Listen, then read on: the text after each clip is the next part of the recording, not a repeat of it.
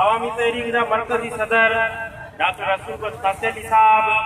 ॿिया मुंहिंजा मोज़े अॻवाणो भाइरो भेनरो जीए सिंध जीए असांजी ऐं तव्हांजी अकबर जिदोजहद जीए क़ाइद इन्क़लाब मोहतरम रसूल बख्श कलीअ साहब जो फ़िक्र। साथियों तव्हांखे लख लख मुबारकूं हुजनि।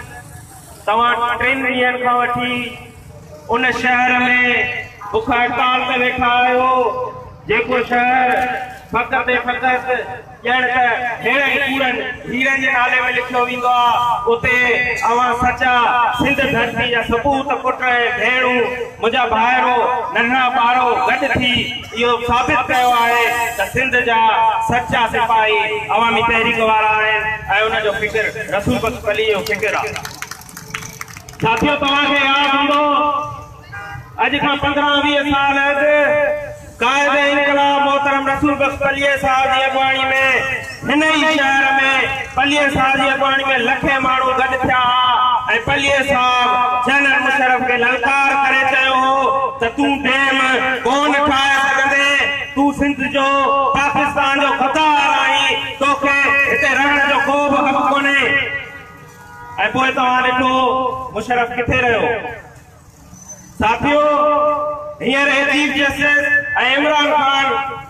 जेको बज़ाहिर लॻे तो चीफ जस्टिस आहे पर इन जो ज़हनी तवाज़ुन ख़राब थी वियो आहे, इनखे वहसत थी वई आहे, इनखे पाकिस्तान जी तारीख़ जी ख़बर कोन्हे, इनखे इहा ख़बर कोन्हे त कालाबाग डेम ठाहिण जा बस हीला ऐं ऐलान ज़ियाल हक़ बि कया हुआ। हिन खां इहा ॻाल्हि विसरी वई त पोइ उहो ज़ियाल हक़ किथे वञी रहियो। हिन खां इहा ॻाल्हि विसरी वई आहे त हीअ सिंधी क़ौम अवामी तहरीक रसूल बख्श कलीअ जे फ़िक्र सां हलंदड़ जिदोजहद वारी सिंध आहे जंहिं ज़ियाल हक़ खे ठीकु करे छॾियो। ज़ियाल हक़ चयो ऐं अवामी तहरीक रसूल बख्श कलीअ खे ठीकु करे छॾींदुसि। पोइ ज़ियाल हक़ मार्शल आ गई। पोइ छा थियो? मार्शल आ में रसूल बख्श कलीअ जे शहीद अवाम फाज़िल राऊ ऐं अवामी तहरीक जे बहादुर उन वक़्त जे अॻवाननि लखे माण्हू राऊकी में गॾु करे ज़ियाल हक़ खे ललकार करे कयो असांखे तुंहिंजी मार्शल कबूल न आहे, गेट आउट। पोइ बीबीसी ख़बर हलाई, उन वक़्त जी बीबीसी ख़बर हलाई त पाकिस्तान में ज़ियाल जनरल ज़ियाल हक़ खे सिंधी रसूल बख्श कलीअ जे चपोरे छॾियो। चीफ जस्टिस साहब रुगो नाले में चीफ जस्टिस साहब इन पाकिस्तान जे आईन जी तौहीन कई आहे, इन कानून जे बुनियादी रूह जी तौहीन कई आहे, इन कानून जे बुनियादी उसूल जी तौहीन कई आहे। पंजाब ऐं वफ़ाक़ जेको असांजो जवाबदार 150 साल खां वठी सिंध पंजाब ते ऐं उन वक़्त खां वठी हिन वक़्त ताईं जे हुक्मराननि ते सिंध फरियादी आहे ऐं पंजाब जवाबदार आहे ऐं चीफ जस्टिस जवाबदार आहे ऐं इमरान खान जवाबदार आहे ऐं उहे जवाबदार सिंधी माण्हुनि जो फ़ैसिलो कीअं पिया कनि। चीफ जस्टिस साहब तूं आइन जी तौहीन कई आहे, तो सिंधी माण्हुनि जी तौहीन कई आहे।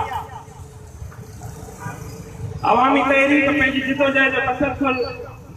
कलीअ साहब जी जिदोजहद जो तसलसल अॻियां वधाईंदे रुगो कराची सखर बदीन ऐं हिते न पर कालाबाग डेम ऐं भाषा डेम जे ख़िलाफ़ जिदोजहद खे ज़रे घटि साल थियण वारो आहे। कराची जे 3 ॾींहनि जी बुख हड़ताल खां बि घणा महीना पहिरीं अवामी तहरीक जी मौजूदा क़यादत जी अॻवानी में समूरी सिंध जो विसिल टूअर कयो वियो। समूरी सिंध जे शहर शहर ऐं ॻोठ ॻोठ वञी इहो पैगाम पहुचायो वियो त हिकु दफ़ो वरी पाकिस्तान जा हुक्मरान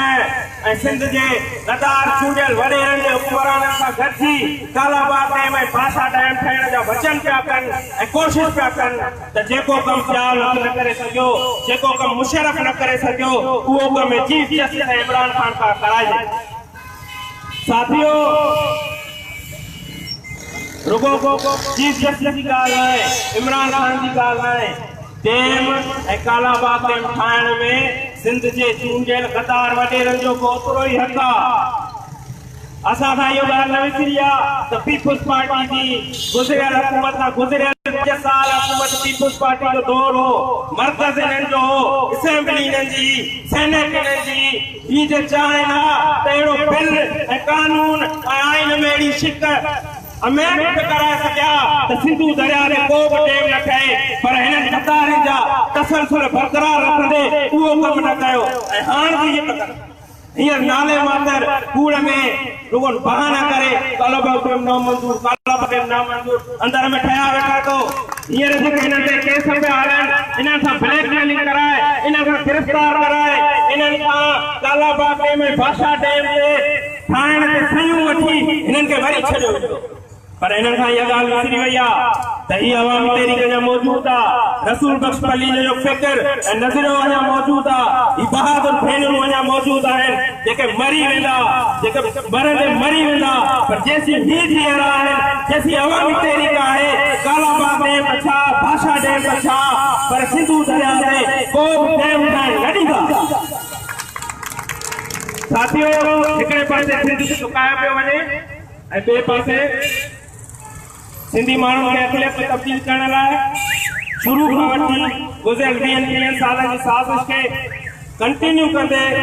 अॼु उन्हनि खे शनाख्ती कार्ड बि ॾिना पिया वञनि कल्ह सिंधी कराची यूनिवर्सिटी जे शागिर्दनि असां सां राब्तो कयो ऐं असांखे ॿुधायो त महिरबानी करे तव्हां कुझु करियो कराची यूनिवर्सिटी में सिंधी शागिर्दनि जी दाख़िला ते हिकु दफ़ो ॿीहर पाबंदी पई वई आहे ऐं हे सिंध जा गद्दार चूंडियल वॾेरा लफ़्ज़ बि कोन पिया पुछनि ऐं ही कॾहिं पुछंदा बि कोन अवामी तहरीक जे लाड़काणे में पहुती आहे लाड़काणे जे अवाम खे इहा गुज़ारिश पई करे इहो सॾु पई ॾे त असांजो साथ ॾियो अचो असां सां गॾु हलो असांजी जदोजहद में साथ ॾियो असां सां शामिल थियो ऐं विख सां विख गॾु वधायो सिंध हींअर वॾी ख़तरनाक पोज़ीशन में गुज़री रही है उनके करे अचो गॾु थियो असांजो साथ ॾियो असां सां हलो जदोजहद करियो ऐं कामयाब थियूं ऐं असांखे उमेद आहे त हिकिड़े ॾींहुं फतह असांजी थींदी फतह सिंधी अवाम जी ऐं सिंधी क़ौम जी थींदी जी